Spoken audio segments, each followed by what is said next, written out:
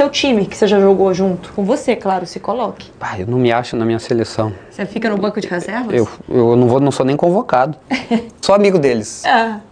O goleiro, o Guzmán, do Tigres. Lateral direito, eu fico com um cara que tem um perfil muito legal que eu gosto, que é o Edilson. Jogou comigo no Cruzeiro. Índio Bolívar. Lateral esquerdo, o Kleber. Volante, o Sandro, que jogou no Tottenham. Quantos volantes eu posso botar? Vai, monta a sua seleção. Não sei qual que é o seu esquema tático. Mas eu já tô me perdendo nos nomes. Você já fez? 4, 5, 6 com o Sandro. Dois zagueiros. Você jogou com Sandro dois e Guinha zagueiros. Azul. Caramba, eu esqueci do Tinga. Pode substituir se quiser. Não, mas eu vou ficar mal com o outro. Tá, então eu vou deixar a Tinga e Guinha Azul. Aí pra frente eu boto o Dali, né? Com certeza. O Fred de centroavante. Eu boto o Thiago Neves. Thiago Neves? Esse time ganharia tudo? Beberia tudo.